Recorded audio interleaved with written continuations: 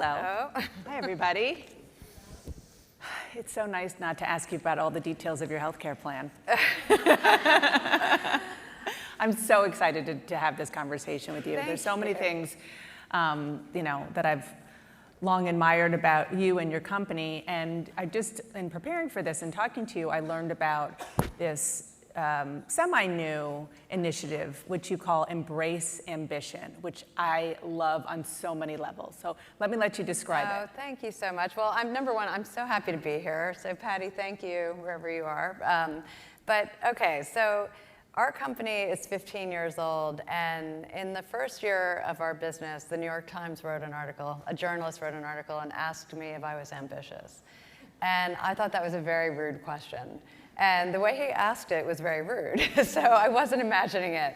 And after the article, a dear friend of mine called me up and said, great article, but you shied away from the word ambition. And I realized from that moment on, I was buying into a very harmful stereotype, and it's something that I wanted to address. It took me 15 years to do it, or actually 13 years. But 2 years ago, we launched, with our foundation, a public service announcement about ambition in women, and why is it okay for a man to be ambitious and it's not for women. I hope that's changing, but certainly it's still a very harmful stereotype that we need to really change for good. I mean, I love that you're owning it. It's not unlike Nancy Pelosi owning the picture of her standing up and pointing at Donald Trump, which they released thinking it looked like a hysterical woman, and she said, no, it looks like a powerful woman standing in a room with all men. She looked in control, I have to say. And all men. I mean, it's the political, maybe photo example of what you're trying to get at. Well, and then working with some of our entrepreneurs, some of them would Google, how do I look less pushy? How do I look less ambitious? How do I look? And I say to all of the women, we have to embrace that, but we need women and men to be part of this conversation. That's one thing our foundation is working on. If we're just women talking about women's issues, we all agree. But if we need to get men to be part of this conversation and to really make it okay for women to embrace their ambition, whatever it is, if you're a stay-at-home mom or an executive, live how you want to live and be proud of that and be confident to do that. Yeah, and because look, the reality is things have changed a lot. Yeah. But not all the way. We are not in the place where women can, no matter what the environment they are in, embrace ambition without there being some negative consequences. That's a reality. It's still a reality. I have 3 boys, and I do think it's changing a bit when they just look at me with this just unbelievable expression saying, what do you mean you can't be ambitious? And I said, well, that's great that you feel that way. I have to say, and then my stepdaughters are 10 years older, and they're feeling it as we speak. Well, that's good. I'm glad to hear that. I want to talk a little bit about your foundation, which we just heard about, that Bank of America has given a lot of money. You have given a lot of money.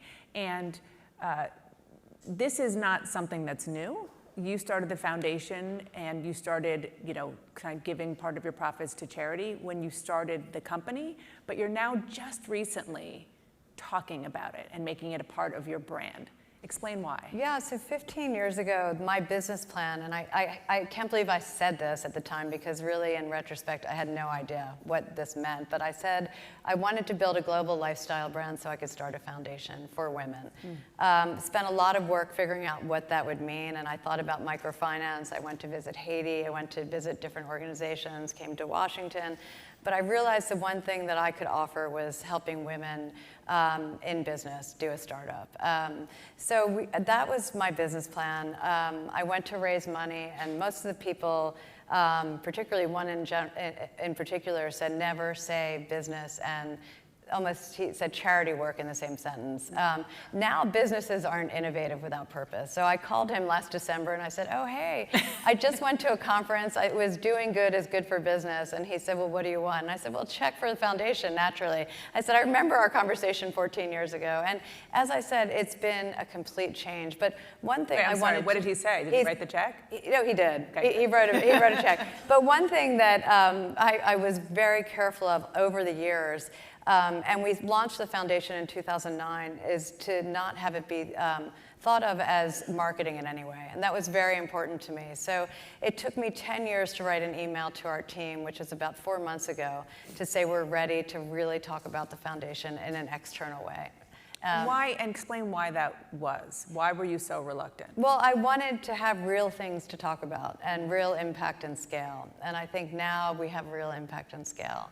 And yes, Bank of America is an incredible partner. We have a foundation site where we've had 17,000 women write business plans with the tools that we give them. So it's women in the United States for now. We'd love to be global at some point, but women are, as everyone in this room knows, are the best investment you can invest in. And working with these women is inspiring. Often they're single moms. They have 1 or 2 or 3 jobs sometimes, and they are making it happen. And just seeing some of their businesses is also inspiring. And you talked about the fact that it's you changed in part because of the culture of business has changed, right? I mean, you mentioned this a little bit, that now it is almost impossible to have a business without being purpose-driven. Well, businesses are thought of, particularly in Gen Z and millennials, without purpose, as we all know. They want purpose in something that they buy, for sure. That said, it has to be authentic. So I think a lot of businesses are thinking about what does that mean and how does purpose fit into their business. It's essential as you go forward, and that's something, if we can talk to startups and talk to them about it early, not that they have to give money away early, and certainly we didn't, and it took us a long time, but to start thinking about it. And at the end of the day, it's good for the bottom line. I mean, you and I spoke about that backstage.